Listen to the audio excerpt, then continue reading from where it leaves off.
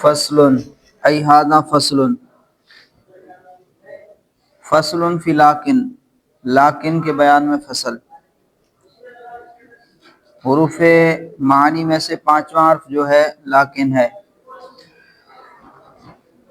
اب بتا رہے ہیں کہ لاکن جو ہے لاکن نہ پڑھ لیں یا لاکن پڑھ لیں، دونوں طرح پڑھ سکتے ہیں آپ.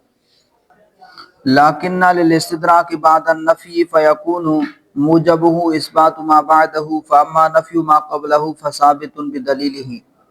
لاکن دونوں طرح پڑھ سکتے ہیں آپ. لاکن للاستدراک بعد النفی، یعنی کہ لاکن جو ہے استدراک کے لیے آتا ہے نفی کے بعد. لیکن استدراک کے لیے آتا ہے نفی کے بعد. استدراک کسے کہتے ہیں؟ نحو کے اندر آپ پڑھ چکے ہیں، یعنی سابقہ کلام میں جو وہم ہوتا ہے یا وہم کا احتمال ہوتا ہے اس کو دور کرنے کے لیے کیا لے آتے ہیں؟ لاکن لے آتے ہیں. کیا لے آتے ہیں؟ لاکن لے آتے ہیں.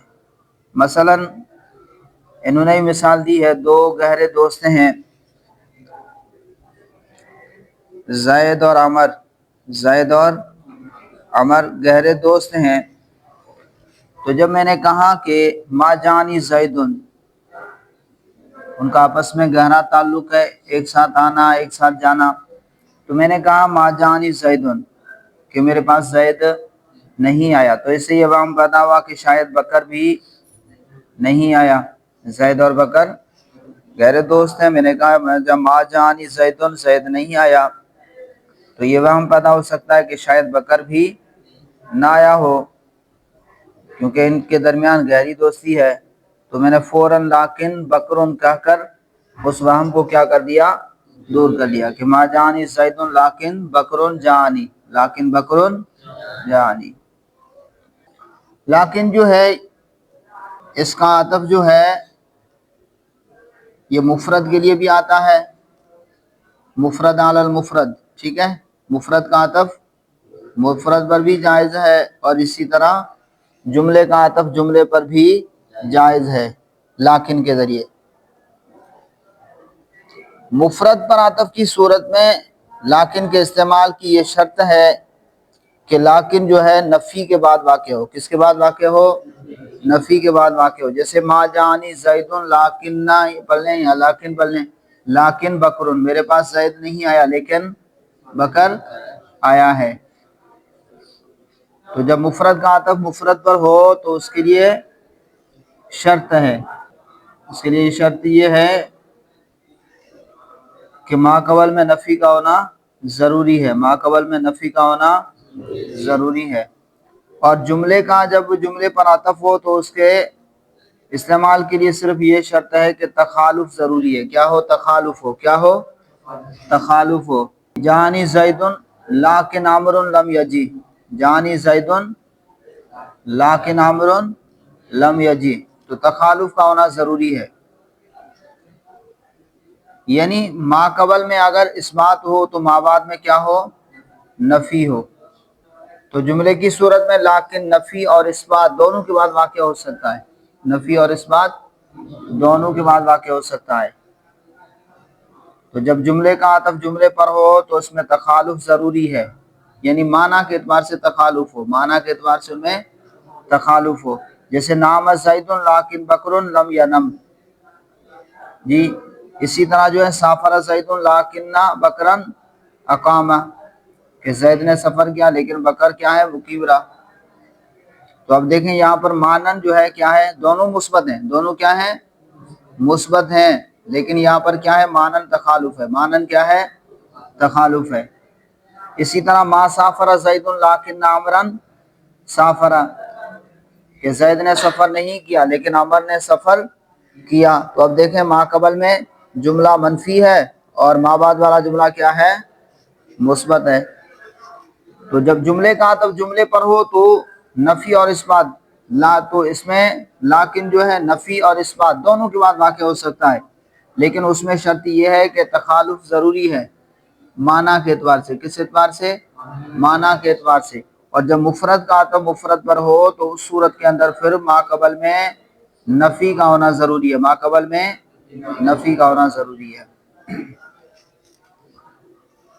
تو لاکنہ للاستدراک بعد النفی، لاکنہ استدراک کے لیے آتا ہے بعد النفی، نفی کے بعد۔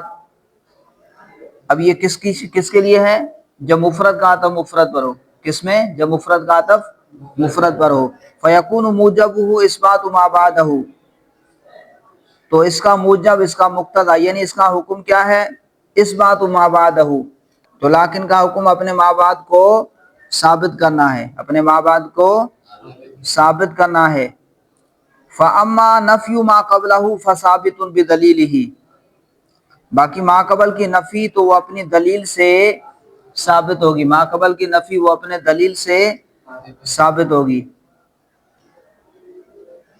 جیسے میں نے کہا ما جانی زیدن لیکن بکرن، لیکن بکرن، کہ زید نہیں آیا لیکن بکر آیا ہے، میرے پاس زید نہیں آیا لیکن بکر آیا ہے۔ تو اب یہاں پر دیکھیں میرے پاس زید نہیں آیا بلکہ بکر آیا ہے، تو لیکن نے ما بعد کو کیا کر دیا؟ ثابت کر دیا، ما بعد کو ثابت کر دیا۔ لیکن ما قبل سے لیکن نے جو ہے مجیت کی نفی نہیں کی ہے، بلکہ ما قبل کی جو نفی ثابت ہے وہ اپنے دلیل کے ذریعے ثابت ہے، وہ اپنے دلیل کے ذریعے ثابت ہے۔ وہ کیا ہے؟ حرف نفی ہے۔ وہ کیا ہے؟ حرف نفی ہے۔ تو جب مفرد کا عطف مفرد پر ہو تو اس کا مقصد کیا ہوتا ہے کہ ما بعد کا اثبات ہوتا ہے، ما بعد کا اثبات ہوتا ہے، اور ما قبل کی نفی تو اس میں اس کا کوئی دخل نہیں ہے، وہ خود اپنی دلیل یعنی حرف نفی کے ذریعے ثابت ہوگا، وہ خود اپنے دلیل کے ذریعے ثابت ہو جائے گی۔ جیسے ما جانی زید لیکن عمرن، اس مثال میں لیکن سے مقصود کیا ہے؟ امر کے لیے مجیت کو ثابت کرنا ہے، امر کے لیے آنے کو ثابت کرنا ہے، اور زید کی عدم مجیت، زید کا نہ آنا، اس میں کوئی دخل نہیں ہے، بلکہ وہ اپنے دلیل کے ذریعے ثابت ہے، اور وہ دلیل کیا ہے؟ ما ہے۔ وہ کیا ہے؟ ما ہے۔ برخلاف بل کے، یہ فرق کرنا چاہ رہے ہیں بل میں۔ بل کے اندر کیا ہوتا ہے کہ بل جو ہے معطوف علیہ کے لیے جو حکم ثابت ہوتا ہے اس سے پھیر کر ما بعد کے لیے ثابت کر دیتا ہے، اور پھر ما قبل کیا ہوتا ہے؟ مسکوت عنہ کے حکم میں ہوتا ہے۔ جیسے میں نے کہا ما جانی زیدن بل عمرن، ٹھیک ہے۔ اب جو ہے یہ زید مسکوت عنہ کے حکم میں ہے، یہاں یوں میں کہتا ہوں جانی زیدن لیکن عمرن، جانی زیدن بل عمرن، یہ کہتا ہوں جانی زیدن بل عمرن، میرے پاس زید آیا بلکہ عمر، تو اب زید حکم کس کے لیے ثابت ہو جائے گا؟ عمر کے لیے۔ اب زید کیا ہوگا؟ مسکوت عنہ کے حکم میں ہوگا۔ کس میں ہوگا؟ مسکوت عنہ کے حکم میں ہوگا۔ لیکن لاکن کے ذریعے جو ہوگا وہ لاکن اس سے جو ہے نفی نہیں کرے گا، بلکہ ما قبل کی جو نفی ثابت ہوگی وہ اپنے دلیل کے ذریعے ثابت ہوگی۔ فیکون موجبہ اثبات ما بعدہ، تو پس لاکن کا حکم، اس کا مقتضی اثبات ما بعدہ، اپنے ما بعد کو ثابت کرنا ہے۔ فاما نفی ما قبلہ فثابت بدلیلہ، اور باقی ما قبل کی نفی تو اپنے دلیل سے ثابت ہوگی۔ والعطف بهذه الكلمة انما يتحقق عند اتساق الكلام، اور اس کلمہ لاکن کے ساتھ عطف جو ہے اس وقت متحقق ہوگا، اس وقت ثابت ہوگا جب کلام میں کیا ہو؟ اتساق ہو۔ اس کلمے کے ساتھ عطف اس وقت متحقق ہوگا، کب؟ اتساق الکلام، کلام کے اتساق کے وقت، کلام کے ہاں۔ اب استعمال کی شرط بیان کر رہے ہیں کہ لاکن کے ذریعے عطف جو ہے اس وقت متحقق ہوگا، ثابت ہوگا جب کلام متصق ہو۔ اگر کلام متصق ہو تو لاکن عطف کے لیے ہوگا، اور ما قبل والی نفی کا ما بعد والے اثبات کے ساتھ تعلق ہوگا، ما قبل کی نفی کا ما بعد والے اثبات کے ساتھ تعلق ہوگا۔ اگر کلام متصق نہ ہو، کلام مرتبط نہ ہو، کلام اعتماد نہ ہو تو پھر لاکن عطف کے لیے نہیں ہوگا، بلکہ دونوں جملے مستقل کلام بن جائیں گے۔ وہ پھر کیا ہوگا؟ جملہ مستانفہ ہوگا، جملہ مستانفہ ہوگا۔ اب کلام کے متصق ہونے کے لیے دو شرطیں ہیں۔ کلام کے متصق ہونے کے لیے دو شرطیں یاد رکھیے گا. نمبر ایک، ما بعد اور ما قبل میں اتصال ہو، ما قبل اور ما بعد میں اتصال ہو، یعنی کلام متصل ہو، انفصال نہ ہو. اور نمبر دو، محل نفی محل اس بات کا غیر ہو، محل نفی محل اس بات کا غیر ہو، یعنی جس میں ما قبل کی نفی ہے جی اور ما بعد میں جو اس بات ہے جی وہ ایک دوسرے سے کیا ہوں؟ غیر ہوں.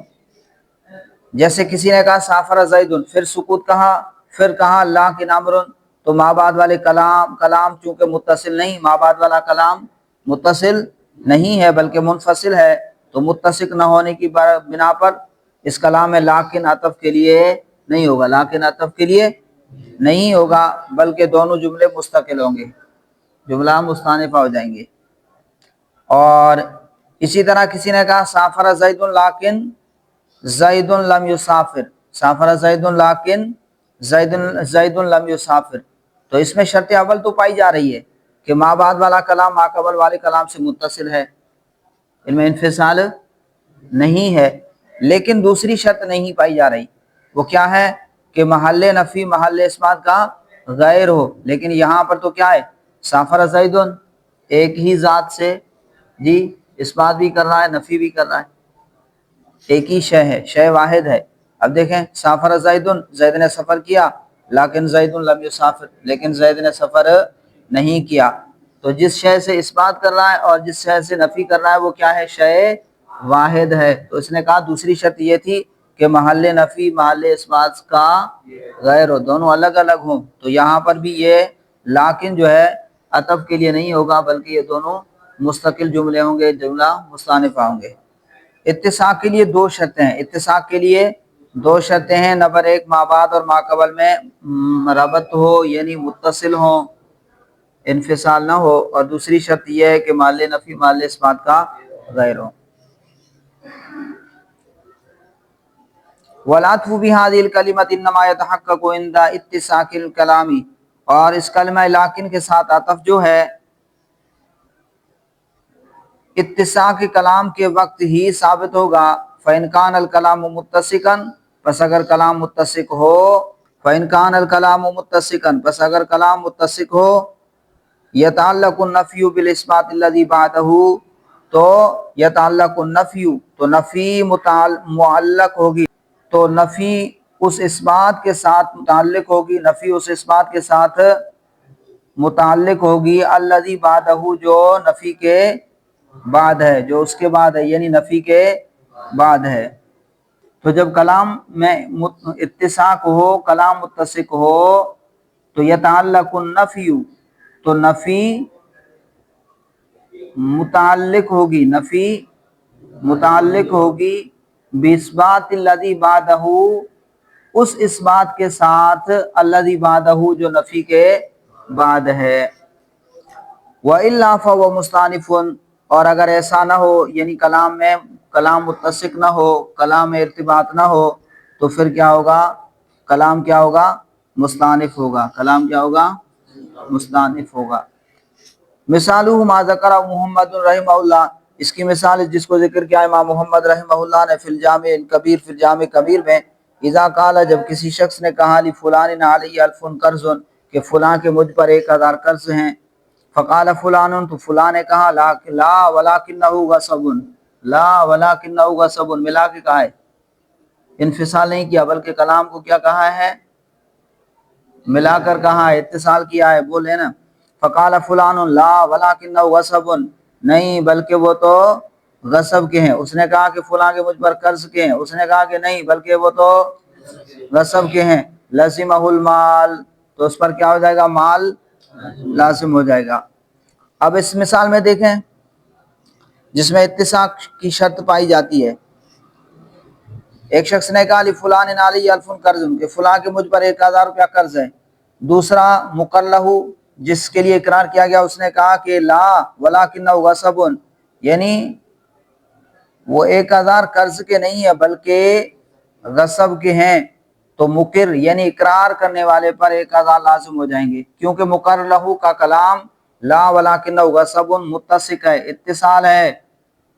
اس طرح کے ما بعد والا کلام لیکن غصب غصب، کا ما قبل والے کلام کے ساتھ اتصال اور ارتباط ہے، تو پہلے کلام میں بھی سبب کا ذکر ہے اور دوسرے کلام میں بھی سبب یعنی مال کا ذکر ہے، اور پھر محل نفی اور محل اثبات بھی الگ الگ ہیں، محل نفی اور محل اثبات بھی الگ الگ ہیں، یعنی وہ نفی کس کی کر رہا ہے؟ قرض کی کر رہا ہے، اور اثبات کس کا کر رہا ہے؟ غصب کا کر رہا ہے، تو محل نفی اور محل اثبات الگ الگ ہیں، محل نفی اور محل اثبات الگ الگ ہیں، تو دونوں شرطیں پائی گئیں، لہذا لیکن کس کے لیے ہوگا؟ عطف کے لیے ہوگا، کس کے لیے ہوگا؟ عطف کے لیے ہوگا، اور اس مقر یعنی اقرار کرنے والے پر کتنے لازم ہو جائیں گے؟ 1000 روپے لازم ہو جائیں گے، کتنے لازم ہو جائیں گے؟ 1000 روپے، اور کیونکہ اسباب میں جو اختلاف ہوتا ہے، اسباب میں جو اختلاف ہوتا ہے وہ معتبر نہیں ہوتا، جب اصل میں اتفاق ہو اور اسباب میں اختلاف ہو تو اسباب کا اختلاف معتبر نہیں ہوتا، لہذا اس اقرار کرنے والے پر 1000 روپے لازم ہو جائیں گے۔ مثال ما ذکر محمد رحمہ اللہ فی الجامع اذا قال لفلان علی 1000 قرض، کہ جب کسی شخص نے کہا کہ فلاں کے مجھ پر 1000 قرض کے ہیں، فقال فلان، تو وہ فلاں کہتا ہے لا ولکنہ غصب، نہیں لیکن وہ تو غصب کے ہیں، لزمہ المال، تو اقرار کرنے والے پر مال لازم ہو جائے گا، لأن الکلام متصق، اس لیے کہ کلام متصق ہے، یعنی کلام میں اتصال ہے، ارتباط ہے، فظاہر ان النفی کان فی السبب دون نفس المال، تو یہ بات ظاہر ہو گئی کہ نفی جو ہے کان فی السبب، وہ سبب میں تھی، نفی کس میں ہے؟ سبب میں ہے، دون نفس المال، نہ کہ نفس مال میں، نفس مال میں جو ہے نفی نہیں ہے، بلکہ 1000 روپے میں اختلاف نہیں ہے، اختلاف کس میں ہے؟ سبب میں ہے، وہ کہہ رہے ہیں کہ قرض کے ہیں، یہ کہہ رہے ہیں کہ قرض کے نہیں ہے بلکہ کس کے ہیں؟ ہاں، تو محل نفی محل اثبات کا غیر بھی ہے، اور کلام میں اتساق بھی ہے، کلام متصق بھی ہے، لہذا مقر پر یعنی اقرار کرنے والے پر 1000 روپے لازم ہو جائیں گے۔ وَكَذَلِكَ لَوْ قَالَ لِفُلَانٍ عَلَيَّ 1000 مِنْ ثَمَنِ هَذِهِ الْجَارِيَةِ، اور اسی طرح اگر کسی شخص نے کہا کہ فلاں کے مجھ پر 1000 ہے، من ثمن هذه الجاریہ، اس جاریہ، اس باندی کے ثمن میں سے، اس باندی کے ثمن میں سے، تو دوسرا کہتا ہے لا الجاریۃ جاریۃ کا، نہیں باندی تو تیری ہی باندی ہے، ولیکن علی علیک 1000، لیکن میرے تجھ پر کیا ہیں؟ 1000 ہیں، یعنی قرض کے ہیں، 1000 کس کے ہیں؟ قرض کے ہیں، باندی تو تیری باندی ہے لیکن تیرے اوپر 1000 روپے ہیں، قرض کے ہیں، تو اقرار کرنے والے پر 1000 لازم ہو جائیں گے، کیونکہ وجہ یہ ہے کہ کلام متصق ہے، ما قبل اور ما بعد کے کلام میں کیا ہے؟ اتصال ہے، ما قبل اور ما بعد والے کلام میں لیکن علی علیک 1000 قرض، درمیان میں فاصلہ نہیں کرتا، رکتا نہیں ہے، کلام کو ملا کے کہتا ہے، اور لا الجاریۃ جاریۃ کا کے ساتھ اتصال اور ربط ہے، لا الجاریۃ جاریۃ کا لیکن علی علیک 1000 یا لیکن لی علیک 1000 قرض، تو یہ ملا کے کہتا ہے، تو کیا ہے؟ کلام میں اتصال ہے، ربط ہے پہلے والے کلام کے ساتھ، اور پہلے کلام میں بھی سبب کا ذکر ہے اور بعد والے کلام میں بھی سبب یعنی مال کا ذکر ہے، اور محل نفی اور محل اثبات الگ الگ ہیں، محل نفی محل اثبات کا غیر ہے، کیسے؟ ہاں، کہ نفی جو ہے وہ کس میں کر رہا ہے؟ ثمن جاریہ میں ہے، نفی کس میں ہے؟ ثمن جاریہ میں ہے، اور اس بات کا محل کیا ہے؟ قرض ہے، اس بات کا محل کیا ہے؟ قرض ہے، تو لہذا لیکن عطف کے لیے ہوگا، اقرار کرنے والے پر 1000 روپے لازم ہو جائیں گے، باقی یہ نفی کر رہا ہے تو یہ باندی کے ثمن کی نفی ہے، اصل مال کی نفی نہیں ہے، یعنی دونوں اصل مال تو 1000 روپے متفق ہیں، البتہ سبب میں اختلاف ہے، تو اصول آپ کو بتا دیا کہ جب اصل میں اتفاق ہو اور اسباب میں اختلاف ہو تو اس اختلاف کا اعتبار نہیں ہوتا، لہذا اس پر 1000 روپے لازم ہو جائیں گے۔ تو جب کسی شخص نے کہا کہ فلاں کے مجھ پر 1000 ہیں، اس باندی کے سمن میں سے، فقال فلان، تو فلاں نے کہا لا الجاریۃ جاریۃ کا، نہیں باندی تو تیری ہی باندی ہے، ولکن علی علیک الف، لیکن میرے تجھ پر جو ہیں 1000 ہیں۔ آپ کی کتاب میں اوپر لکھا ہوا ہے لائن کے اوپر بطور قرض کے، یلزمہ المال، تو اس پر کیا ہو جائیں گے؟ اس پر مال لازم ہو جائے گا، اس پر مال لازم ہو جائے گا، یلزمہ المال، تو اس پر مال لازم ہو جائے گا۔ فظہر ان النفی کان فی السبب لا فی اصل المال، تو یہ بات ظاہر ہو گئی کہ نفی جو ہے وہ سبب میں ہے نہ کہ اصل مال میں ہے۔ نفی کس میں کر رہا ہے؟ جاریہ کے ثمن میں، اور اس بات کس کا کر رہا ہے؟ قرض کا، اصل مال نہیں۔ 1000 کو وہ بھی مان رہا ہے، دونوں متفق ہے، وہ بھی کہہ رہا ہے 1000، یہ بھی کہہ رہا ہے 1000 جی، لیکن جو ہے محل نفی اور محل اثبات دونوں میں دونوں الگ الگ ہیں، تو لہٰذا دونوں شرطیں پائی گئی، کلام متصق بھی ہے، محل نفی محل اثبات کا غیر بھی ہے، تو اس اقرار کرنے والے پر 1000 روپے لازم ہو جائیں گے۔ اگر اتصال نہ کرتا تو پھر یہ لیکن عطف کے لیے نہ ہوتا، بلکہ کس کے لیے ہو جاتا؟ جملہ مستانفہ ہو جاتا۔ وَلَوْ كَانَ فِي يَدِهِ عَبْدًا، اور اگر کسی کے ہاتھ میں غلام ہو، میں نے کل آپ کو مثال دی تھی جی، زید، بکر، خالد، زید کے پاس غلام ہے، زید کہتا ہے کہ یہ غلام کس کا ہے؟ بکر کا ہے، بکر کہتا ہے میرا غلام تو یہ کبھی رہا ہی نہیں، تھا ہی نہیں جی، اور وہ کہتا ہے کس کا ہے؟ خالد کا ہے، تو اب غلام کس کے لیے ہو جائے گا؟ خالد کے لیے ہو جائے گا۔ شرط یہ ہے کہ کلام متصل کہے، وصل کرے، درمیان میں یوں نہ کہے کہ نہیں یہ میرے تو کبھی نہیں تھا، پھر رک گیا، پھر تھوڑی دیر کے بعد کہتا ہے یہ نہیں بلکہ یہ تو خالد کا ہے، تو اب خالد کے لیے ثابت نہیں ہوگا، کیونکہ اب یہ گواہی دے رہا ہے، اور ایک شخص کی گواہی سے ملکیت ثابت نہیں ہوتی۔ ہاں اگر یہ اسی وقت کلام کے ساتھ متصق کہے، کلام میں وصل کرے، تو پھر کیا ہو جائے گا؟ مقر لہو ثانی، یہ ہے مقر لہو اول، یہ ہے مقر، اور یہ ہے مقر لہو اول، اور یہ ہے مقر لہو ثانی، تو غلام مقر لہو ثانی کے لیے ثابت ہو جائے گا۔ تو ایک شخص کے قبضے میں غلام ہے، اس نے کہا ھذا الغلام لزید، یہ غلام کس کے لیے ہے؟ زید کے لیے ہے۔